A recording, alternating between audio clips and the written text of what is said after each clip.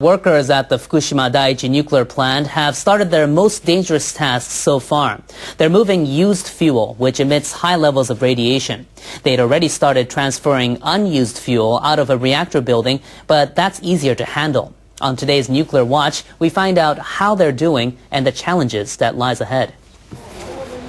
This is the inside of the building housing reactor number 4. More than 1,500 fuel rod assemblies have been sitting in the cooling pool since the disaster in March 2011. Now workers are transferring them to safer places. They've moved 22 assemblies of unspent fuel to a separate facility.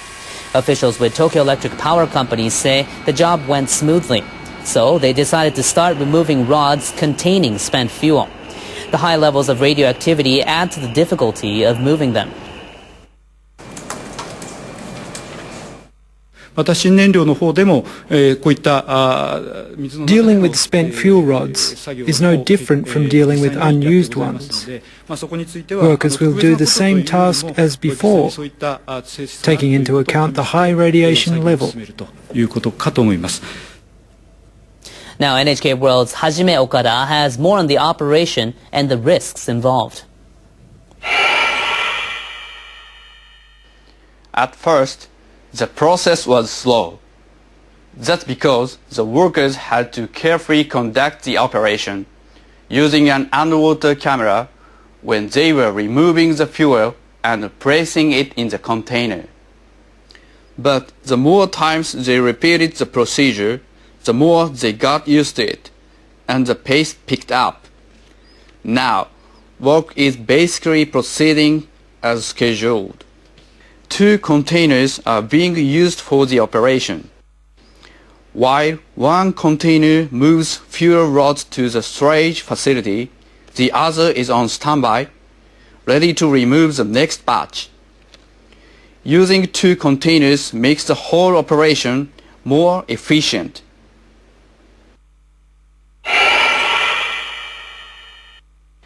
Tepco said that if an earthquake or some other event were to cause a container to fall, it would be ready to act appropriately.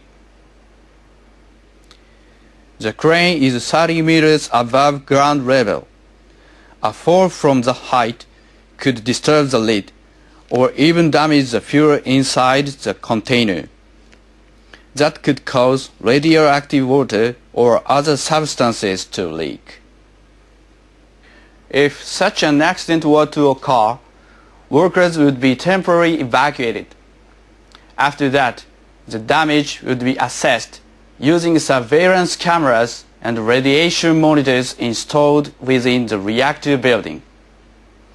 Lead plates and other items will be stacked around the container to shield the workers and the environment from the effects of radiation. Still, Tepco says the chances of a container falling are basically non-existent.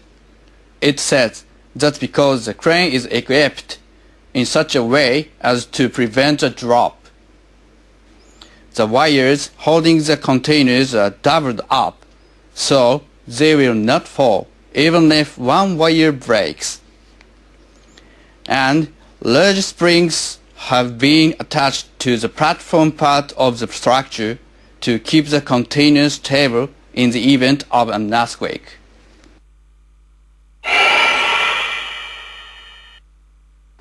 One of the biggest challenges is securing experienced workers over the long run. Even now, radioactivity readings at the site were about 200 microsieverts per hour, a lot higher than normal standards. The workers' exposure levels are constantly being monitored and kept under control. No worker can be exposed to 50 or more millisieverts per year. Things appear to be moving according to plan for now at reactor number 4 building. But Tepco may find previously unknown damage to the fuel or sunken debris could hamper the removal process. If dealing with such problems takes time, veteran workers could be exposed to too much radiation and procuring labor could become difficult. And once the workers finish with the reactor number 4 building, they'll move on to buildings 1 through 3. And the radioactivity measured in those areas is much higher. The people who monitor airborne radioactivity around the world have launched a new system they say can predict movement faster and more accurately. Officials from the Comprehensive Nuclear Test Ban Treaty Organization, or CTBTO, unveiled the new computer system at their headquarters in Vienna. Experts there monitor airborne radioactive materials and seismic tremors caused by nuclear tests. They can also track how radioactivity disperses after a nuclear accident. The new system can locate the source and predict the movement of radioactivity in the air more accurately and 20 times faster than previous systems. The Japanese government contributed about $740,000 to upgrade the system in the wake of the Fukushima nuclear crisis. CTBTO experts analyzed the spread of radioactivity after the accident at the Fukushima Daiichi power plant. Japan's nuclear regulators have approved a new set of safety guidelines for nuclear facilities other than power plants. The rules cover 247 sites nationwide, including nuclear reprocessing plants and nuclear research facilities. Members of the Nuclear Regulation Authority endorsed the guidelines in a meeting. The new rules take effect on December 18th. They were compiled following the 2011 meltdowns at the Fukushima Daiichi nuclear plant. The new rules require facility operators to take stricter measures against earthquakes and tsunami. Operators are also required to improve safety measures to prevent hydrogen explosions and uncontrolled nuclear chain reactions during emergencies. The NRA is currently studying the safety of 7 idle nuclear plants that have applied to resume operations. Lawmakers in Japan's lower house have passed a bill that would give government officials sweeping powers to decide what constitutes a state secret.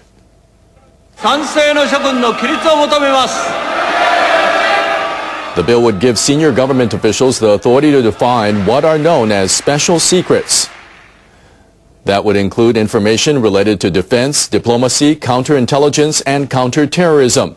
Public servants found leaking or deliberately obtaining such information could be jailed for up to 10 years. The bill is expected to pass the upper house before the current session of the Diet wraps up next month. It could go into effect next year.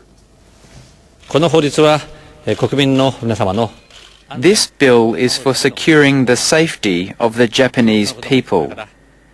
We will explain its purpose to them. I know that some of them are concerned about the bill, but we will work hard to address their concerns through debates in the upper house. The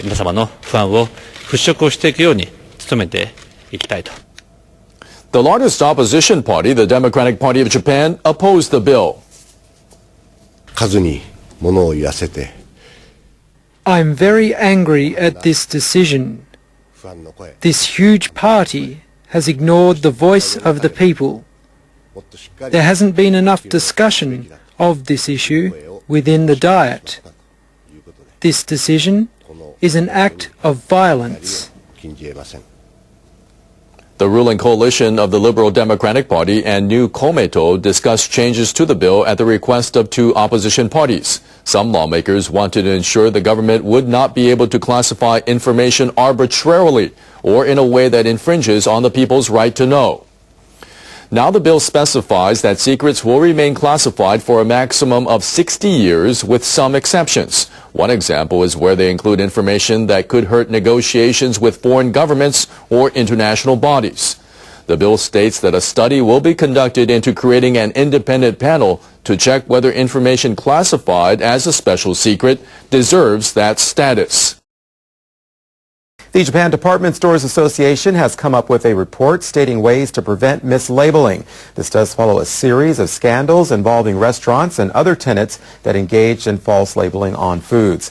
The survey shows that 51 out of 85 member stores, that's 60%, have been found to have wrong descriptions. The report says that this is because department stores leave restaurant operations to their tenants failing to give strict instructions. The association also points out store operators lack knowledge on the laws governing the labeling of processed meat and other items. To prevent a recurrence, the report says department store operators should ask tenants to present documents. These should certify that the labels on foodstuffs and cooking methods are authentic. The report calls for more staff with special knowledge of food to supervise restaurants.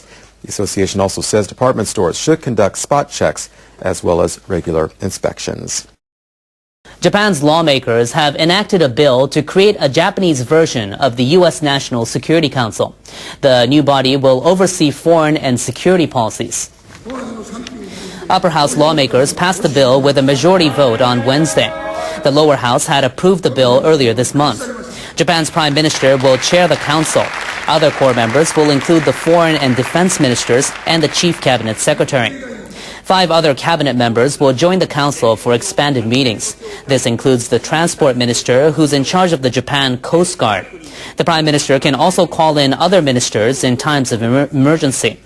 Government officials aim to set up the council's office in January. Any news? Something very odd is happening in the Pacific. Sea creatures acting strangely, species turning up where rarely seen, related to Fukushima crisis, ? LA lifeguard, used to be 2 shark sightings a year, now it's 2 a day. Strange things indeed are happening along the west coast of the United States and Canada. And you got to remember that big tsunami, all those chemicals splashing up against the coast of the United States and Canada right now on top of all the radiation that's been non-stop leaching into. And all these diagrams they keep showing you over and over are just based on a 2-week spill or whatever, not ongoing. Expansive death zone of birds on Alaska Island. This is the same one I reported the last time. Perhaps thousands were washed ashore. Resident radiation always on the back of our minds. Samples sent to the lab for testing. I wonder if we'll ever see the results of that. Reporter, Facebook alarmists fear Fukushima to blame. Oh, we're alarmists now, are we? Press release. Dust is inside spent rods at unit number 4. Footage shows corroded and discolored tops of fuel assemblies. Air's film of container dropping from crane during test. This is all part of the, hey everybody look at number 4, hey everybody look at number 4. I'm not 100% buying it. Professor, Fukushima is absolutely horrifying. Radiation will be entering the Pacific for decades. There's no end in sight. Nobody has a solution. Problems are unprecedented. I believe it's going to be longer than decades to come. Centuries, millennium, millions and millions of years. CBC government scientists are now detecting Fukushima radioactive plume offshore of Canada. Professor, it's headed to our coast. I think monitoring rainfall over the next couple years is prudent. Why aren't they monitoring? Why aren't they monitoring? Or they're monitoring, but they're just not telling us, are they? Oh yeah, I'm a fugitive in Japan. Security law approved in Japan. Prison for inappropriate reporting.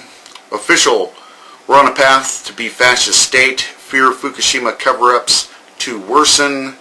This is quite the understatement. The criminals in Japan are cracking down on anybody who wants to speak the truth.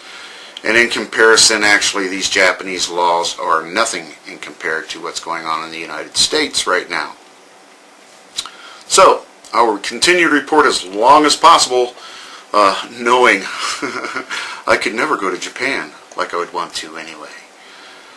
Unpublished data, plutonium levels slightly elevated in Pacific after Fukushima. Scientists, it's most likely flowing from plant into ocean. You think? 2.5 trillion becquerels of plutonium released to air in 4 days after 3/11. You remember it's been aerosol. the plutonium in aerosol form. We've all been breathing for